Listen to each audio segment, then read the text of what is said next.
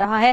وفاقی حکومت نے پہلی مرتبہ قادیانیوں کو قومی اقلیتی کمیشن میں شامل کرنے کی منظوری دے دی ہے۔ وزارت مذہبی امور کو اقلیتی کمیشن کی تشکیل نو کے لیے ہدایات بھی جاری کر دی گئی ہیں۔ مزید بات کریں گے اس بارے میں بیورو چیف اسلام آباد سہیل بھٹی ہمارے ساتھ موجود ہیں۔ سہیل بھٹی، اس خبر کے حوالے سے مزید اپڈیٹ کیجیے۔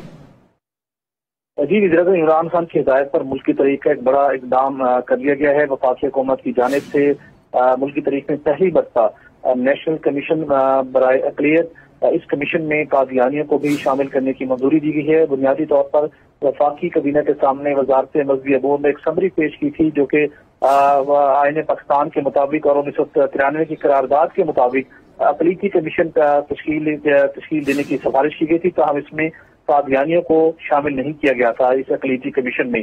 تاہم کچھ وفاقی وزراء نے اس معاملے کو ٹیک اپ کیا، جس کے بعد وزیر عمران خان نے یہ ہدایت کی کہ قادیانیوں کو جو کہ 1973 کے آئین غیر مسلم قرار دیا جا چکا ہے، لہذا ان کو بھی اقلیتی کمیشن میں شامل کیا جائے، اس کمیشن کی تشکیل نو کی جائے اور کمیشن کا سربراہ بھی اقلیتی ممبر کو بنایا جائے گا۔ اس حوالے سے وزارت مذہبی امور کو کمیشن کی نئی حیت اور نظر ثانی شدہ طلوعات ترتیب دینے کی ہدایت کی گئی ہے۔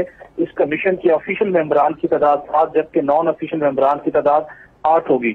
92 نیوز کو موصول ہونے والی دستاویز کے مطابق اس کمیشن میں، جس میں نان آفیشیل مسلم ممبران میں مولانا سید محمد عبد الکبیر آزاد اور مفتی گلزار احمد نعیمی کو شامل کیا گیا ہے۔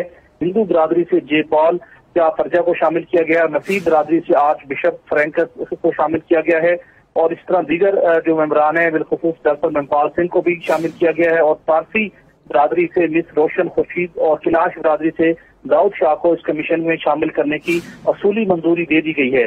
وزیر اعظم کی ہدایت کے پر وزارت مذہبی امور کو اس کی نئی جو اس کے سوال ہیں وہ طے کرنے کے بعد بیورو چیف اسلام آباد سہیل بھٹی، بہت شکریہ۔